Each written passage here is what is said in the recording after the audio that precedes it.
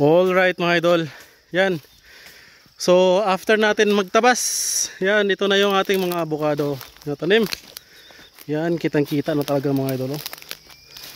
Wow, grabe, sobrang sukal. Ganyan kasukal mga idol yung area natin, oh. Makita nyo ganyan, oh. Pero ngayon after tabas, yan, kitang kita na yung avocado.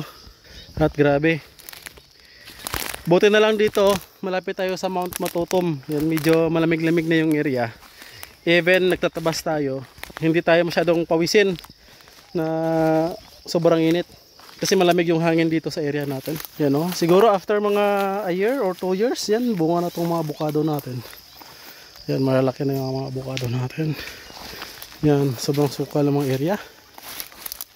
Hopefully, yan, after siguro 2 weeks, kapag tumubo na po ito, pwede na nating isprayan ulit. Yan, so avocado muna tayo ngayon dahil lahat ng mga gulay always mura talaga. Yan, medyo tagilid tayo sa vegetable farming ngayon mga idol. Sobrang mura. Yan, ito avocado non-stop kasi ang pagbunga ng avocado. So kapag magbunga na to, hindi na tayo magtatanim, harvest na lang, abono, spray, mabilisan na lang.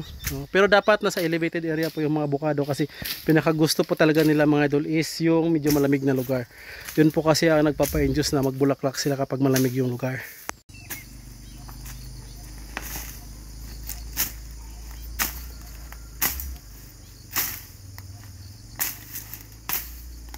Alright mga idol, so after natin mag-herbicide dito, yan, tumubo na yung iba hindi namatay. Kaya ang gawin natin, tabasin natin after mga 2 weeks. Pag tumubo ulit yung bago, doon na tayo mag-spray ulit ng contact herbicide. Yan, oh. So ito mga ganito, oh, hindi siya namatay ng spraying natin. Yung iba bagong tubo. Pero pag once natabas natin to, yung mga tutubo pa rin siya, pero at least bata na siya, mabilis na po siyang patay ng herbicide. Yan, oh.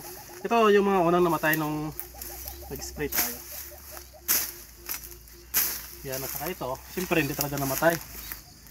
Ang problem kasi, kapag ito na hindi namatay, gagapangan siya ng ganitong damo, oh, itong vines o balagon sa tawag namin.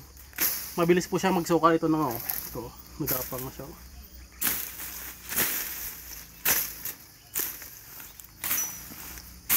Yan. Yung mga kugon, patay na patay, oh, parang natulog lang, oh. Yan. Kasi kung tabasin lang natin to, buwan-buwan siguro kailangan natin tabasin. Dahil sobrang bilis siya magsanga yung mga damo. Pero pag nisprayan natin ng herbicide, kaganit yung kugon, sobrang hirap po sa patayin. Nga kung tabas-tabas lang, tutubo kasi siya, pero pag na-sprayan yan, no? Kaya tapaka na lang natin, kasi kung sunugin natin, mas mabilis yung damo tumubo. Unlike sa tapaka natin, medyo matagal pa. Ganun lang.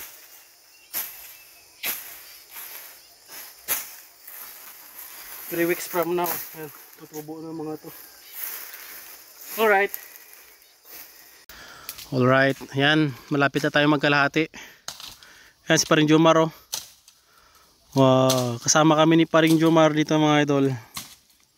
Yan, ganyan nakataas yung avocado natin, oh. Hopefully, yan, magbunga yan susunod, hindi manakaw. Okay ba yan, Mar? Hopefully hindi manakaw kung magbunga. Huwag ka nang umasa. Huwag kang umasa. Yung presyo 100. Presyo ng avocado ngayon is jumbo. I think 100 yung jumbo. Yung mga 400 grams pataas, 400. And then may mga, pag may mga batik-batik, nasa sa reject. Depende, mas makinis, mas maganda, mas malaki, mas mahal mga idol ng avocado. Yan. 100 ang kilo, tapos ang kada puno may makuha 10. Tapos meron ka dito 30. Oh, ito may 100 na puno ata to. Oh, tapos magkuha ka lang ng pulo. Oh, pulo. May 3,000 ka, nakaw ka lang. Oh, wag na natin. Ano? May 3,000 ka, nakaw ka lang. 3,000 Oras lang yan. isang kilo at 3,000 pesos, no? Nakaw lang, no? Sa isang puno may makuha ka 10. Huwag mo na silang turuan magnakaw dito, hindi pa nagbunga. Di okay lang magnakaw sila, basta magtulong lang sila mag-spray. Spray nila yung bunga para Hindi man yun magpakita sila. Wag nakaw gabi man. Ayun lang. Sana wag mo nakaw. Sa tagit na sa may-ari na magtulong ako mag-spray. Yan yung mabait na magnanakaw. Sa sunod, magtulong daw sa spray kung magnakaw siya ng avocado. Mag-spray ako doon ng ng dimatuit para matanggal yung mga fruit fly aphids. Para quality ang bunga. Oh, para pagbalik mo, hati tayo. Mahal-mahal ang benta ng bunga. Oh, pag nabutan mo ko, hati tayo. Pag hindi, akin lahat. Tonto. Ayan ang problem lang mga idol kapag malayo sa bahay. Yung mga magnanakaw. Pero hopefully sana wala. Ayan ang mga avocado natin. No? Yan, 1 year old na po yung atong avocado. Yan, kung makita nyo po sa pinakaunang video natin last year, yan. Ito pa yung tinatanim natin, yung umuulan. Ngayon, napabayaan kasi sobrang sukal. Sobrang ganyan kataas yung, yung damo. Yan yun, ganyan kataas yung una nating pag-spray. Ganyan pa kataas talaga yung sa gilid na yan. Yan, kaya yung mga avocado natin is medyo late bloomers. Dahil sa damong, na halos malumo sa damo. Pero ngayon is ayan Ayan, ito na siya Ayan. Pinagtabas na natin. First nag-spray muna tayo, nagtabas, hindi nag-spray ulit nga, nagtabas. And then another spraying na naman para makarecover. And then mag-aabuno na tayo sa ating avocado mga idol. So alright mga idol. Nasa 3:40 na ng hapon. So yun, mainit doon sa bandang baba. Pero dito tingnan nyo po yung Mount Matutom, hindi na siya makita. Yan, ganyan pag hapon na dito. So, nagpapag. Yan, dito, yan, nagpapag. So, yan, kaya malamig dito. So, inabutan tayo ng hapon. Ito na yung area natin. Natapos na natin na i-clearing. Yan, at least siguro mga 1 month, babalikan natin dito para mag-spray ng herbicide. Yan, para maubos. So, medyo malaki-laki na. Tabunuan siguro natin after 2 weeks. Yan, malaman natin. Yan na yung fagso. Ito, sobrang kapal ng fagso. Yan, ganito pag mga elevated na lugar. Magpapagso, may mga pine tree. Yan, nilagyan natin ng parang tambayan na kubo-kubo. Yan, para kapag napunta tayo dito is diyan tayo kumakain at nagpapahinga. Yan, ito na yung ating mga avocado. Pero para may fungus kunti Pero okay lang yan siya, walang problema. Alright. Thank you. Siyempre kasama natin si Paring Jomar. Ayan Dalawa kami nagtabas dito mga idol ni Paring Jomar. Tingnan niyo po. Ayun ang pagso. Yan. Ito yung nagpapag sa likod natin. Doon, hindi na Hindi na makita. Yan, at saka ito, sarap.